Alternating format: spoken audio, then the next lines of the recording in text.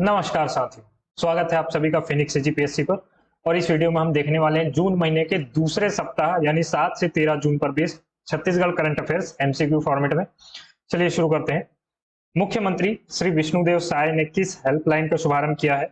तो छत्तीसगढ़ के मुख्यमंत्री द्वारा एक हेल्पलाइन नंबर का शुभारंभ किया गया है जिस पर आप शिकायत करके बहुत सारी अपने निराकरण कर सकते हैं। किसी भी प्रकार की शिकायत हो, जैसे आधार कार्ड हो, पासपोर्ट वेरिफिकेशन हो या अन्य प्रकार की कोई समस्या हो, इस पर आप कॉल करके शिकायत करेंगे और आपके निराकरण की व्यवस्था की जाएगी। यह नंबर है 1076, टोल फ्री नंबर है 1076। खरीफ 2026 से कृषक उन्नति योजना तहत धान के स्थान पर अन्य खरीफ फसलें लेने वाले किसानों को प्रति एकड़ कितनी आदान सहायता दी जाएगी? तो कृषक उन्नति योजना को एक तरीके से आप कह सकते हैं अपडेट किया गया है, जून महीने में ही इसे स्वीकृति दी गई है। और यह धान के स्थान पर अन्य जो खरीफ फसल लेंगे, जैसे क्या है इस वर्ष या सपोज पिछले वर्ष 2025 में यदि किसी किसान ने धान की फसल ली थी और इस वर्ष 2026 में वह धान की जगह अन्य कोई फसल लेता है, जैसे दलहन की कोई फसल हो गई, मूंग उड़द वगैरह, या फिर कोई तिलहन की फसल हो गई जैसे मूंगफली सोयाबीन तिल, इस प्रकार की कोई फसल ले रहा है, या फिर मोटे अनाज ले रहा है जैसे मिलेट्स हो गए, मिलेट्स के अंतर्गत आपके कोदो कुटकी रागी इनकी फसलों ले रहा है, या फिर कोई अन्य कैश क्रॉप्स ले रहा है जैसे कपास हो गए मक्का हो गए, इस प्रकार की वो कोई भी फसल लेता है इस साल, तो उसे प्रति एकड़ सहायता दी जाएगी 15,000 रुपए की। प्रति एकड़ आर्थिक सहायता दी जाएगी 15,000 की। इससे पहले यह 11,000 रुपए की सहायता दी जाती थी और अभी इसे बढ़ा करके 15,000 कर दिया गया है। ये आपको ध्यान रखना है, उन्हीं को मिलेगा जिन्होंने पिछले वर्ष धान की फसल ली है और फिर इस वर्ष उसे बदल करके इन वैकल्पिक फसलों में आ रहे हैं। इसके अलावा यदि कोई शुरुआत से ही दलहन तिलहन और मोटे अनाज इस प्रकार की कोई फसल उगा रहा है, इस साल फिर वही लेता है, तब उसे 10,000 रुपए प्रति एकड़ की सहायता प्रदान की जाएगी सरकार द्वारा। और यह सरकार क्यों कर रही है? यह सरकार इसलिए कर रही है क्योंकि फसल विविधीकरण को बढ़ावा मिले, इससे भूमि का उपजाऊपन लगातार बना रहे। इसके लिए यह कृषक उन्नति योजना को और थोड़ा विस्तार किया गया है। धर्मजयगढ़ पत्थलगांव लोहरदगा नई रेल लाइन परियोजना किस राज्य तक विकसित होगी? तो धर्मजयगढ़ पत्थलगांव यह तो आपको पता है छत्तीसगढ़ में ही है, ये लोहरदगा ये है झारखंड में। तो हमारी यह जो नई रेल लाइन है वह राज्य झारखंड तक विकसित होगी। और ये ऐसा क्यों किया जा रहा है? क्योंकि धर्मजयगढ़ और पत्थलगांव, इसके बाद लोहरदगा, इसके बाद आता है हमारा रांची। यहाँ से दोनों के बीच में डिस्टेंस बहुत ज्यादा नहीं है, लगभग 70-75 किलोमीटर के आसपास का इनके पास डिस्टेंस है। इससे क्या होगा, छत्तीसगढ़ एक अन्य स्टेट के कैपिटल से कनेक्ट होगा। तो यहाँ पर जितने भी छोटे मोटे उद्योगी या औद्योगिक यहाँ पर व्यवसाय है उनको एक नया मार्केट मिलेगा और बढ़ावा मिलेगा आवाजाही को। इसके लिए यह नई रेल लाइन परियोजना जो है विकसित की जा रही है। तो यह उत्तर हो जाएगा हमारा यहाँ पर स्टेट ऑफ झारखंड। 41वां चक्रधर समारोह कब आयोजित किया जाएगा? तो यह चक्रधर समारोह गणेश चतुर्थी में आयोजित किया जाता है। इसका आंसर होगा ऑप्शन सी 14 से 23 सितंबर। 14 से 23 सितंबर इस वर्ष चक्रधर समारोह आयोजित किया जाएगा, रायगढ़ में आयोजित किया जाता है। और यह इसका 41वां संस्करण होगा। 1985 से यह समारोह निरंतर चला आ रहा। अपनी आधिकारिक वेबसाइट शुरू करने वाला छत्तीसगढ़ का पहला संभाग कौन सा है? तो अभी तक आपने जिलों के आधिकारिक वेबसाइट देखे होंगे, अलग अलग जिलों के आधिकारिक वेबसाइट बने होते हैं। अब इस क्रम में संभागों ने भी अपना वेबसाइट बनाना शुरू किया है और ऐसा पहला संभाग रहा है छत्तीसगढ़ का सरगुजा संभाग। Option D is the right answer.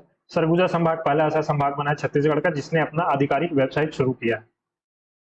Malaria मुक्त छत्तीसगढ़ अभियान का 14वां चरण कब तक चलाया जाएगा? तो यह शुरू हुआ है 15 जून से 14 जुलाई तक, एक महीने तक यह चलने वाला अभियान है मलेरिया मुक्त छत्तीसगढ़ अभियान। शौर्य चक्र से सम्मानित निम्न में से कौन है? तो यह शौर्य चक्र इंटरनल जो भी आर्म्ड रेजिस्टेंस होता है, जैसे नक्सल्स हो गए या फिर उग्रवादी हो गए, इनके विरुद्ध जो विशेषता ऑपरेशन चलते हैं उनमें जिन्होंने विशेष बहादुरी दिखाई होती है उनको शौर्य चक्र से सम्मानित किया जाता है। तो इस वर्ष सम्मानित किया गया है छत्तीसगढ़ में पदस्थ इंस्पेक्टर लक्ष्मण केवट, इंस्पेक्टर रामेश्वर प्रसाद देशमुख और राइफलमैन भोजराम साहू, यानी हमारा उत्तर हो जाएगा ऑप्शन डी। राष्ट्रीय जूडो प्रतियोगिता में कांस्य पदक जीतने वाली कोंडागांव के खिलाड़ी कौन है? तो राष्ट्रीय जूडो प्रतियोगिता में इन्होंने पार्टिसिपेट किया और ब्रॉन्ज मेडल जीत करके छत्तीसगढ़ को गौरवान्वित किया है। यह खिलाड़ी हैं हेमवती जो कि कोंडागांव से बिलोंग करती है। इन्होंने ब्रॉन्ज मेडल जीता है राष्ट्रीय जूडो प्रतियोगिता में। हैदराबाद आयोजित छत्तीसगढ़ इन्वेस्टर कनेक्ट कार्यक्रम में प्राप्त निवेश प्रस्तावों की कुल राशि कितनी है? यानी छत्तीसगढ़ में इतने निवेश राशि के प्रस्ताव छत्तीसगढ़ सरकार को प्राप्त हुए हैं और यह कुल अमाउंट राशि बनती है 9,580 करोड़ की, यानी option C is our right answer. Asian para arm wrestling championship 2026 में भारत के लिए रजत पदक जीतने वाले छत्तीसगढ़ के खिलाड़ी कौन से हैं? तो यह जहां भी आप पैरा आर्म रेसलिंग देखें, बिल्कुल आंख बंद करके अभी के समय पर श्रीमंत झा को मारिए उत्तर के रूप में, क्योंकि ये श्रीमंत झा लगातार मेडल्स ला रहे हैं छत्तीसगढ़ के लिए भी, भारत के लिए भी लगातार ये मेडल जीत रहे हैं। साल भर में मुझे लगता है 10 से 15 मेडल तो ले ही आते हैं, और इनके मेडल जनरली गोल्ड या फिर सिल्वर ही होते हैं, ब्रॉन्ज तो हार्डली ही कभी हमने देखा होगा, गोल्ड या सिल्वर। तो यहाँ पर उत्तर हो जाएगा हमारा ऑप्शन बी।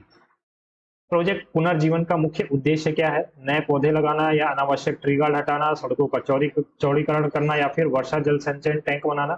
तो यह पौधों के चारों ओर जो भी ऐसे ट्री गार्ड लगे होते हैं जो इनको एक्सपांड होने से रोकता है, उन्हें हटाने के लिए यह प्रोजेक्ट पुनर्जीवन लाया गया है।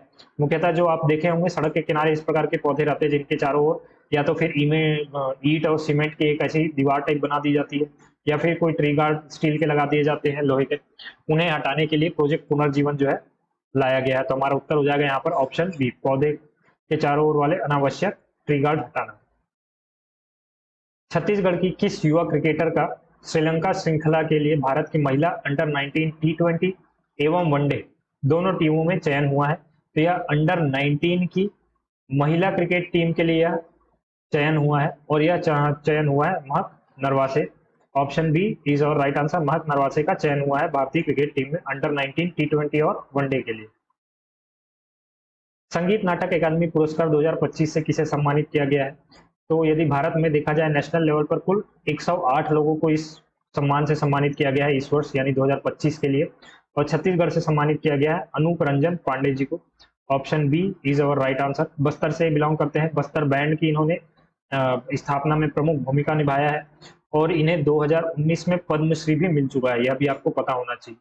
तो यह छोटे मतलब अभी कोई नए कलाकार आए हैं उन्हें सम्मानित कर दिया गया, ऐसा नहीं है, बहुत पुराने मंझे हुए ये कलाकार हैं, इन्हें पद्मश्री भी मिल चुका और इस वर्ष संगीत नाटक अकादमी पुरस्कार से भी सम्मानित किया गया। संग्रह माटी के पंख की लेखिका कौन है? यह लेखिका है पूजा अग्रवाल, इनके द्वारा यह किताब लिखी गई है संग्रह माटी के पंख।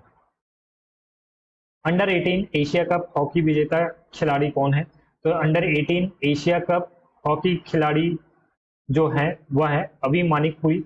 अभी मानिकपुरी जो है एक अंडर 18 इंडियन नेशनल टीम जिसने एशिया कप जीती है उस टीम का ये हिस्सा रहे थे, उस टीम में इन्होंने अपनी भी पार्टिसिपेशन दिखाई थी, अभी मानिकपुरी। राष्ट्रीय स्तर के विज्ञान जागरूकता अभियान साइंस ऑन व्हील्स का शुभारंभ छत्तीसगढ़ के किस जिले से किया गया है? तो ये साइंस ऑन व्हील्स क्या है?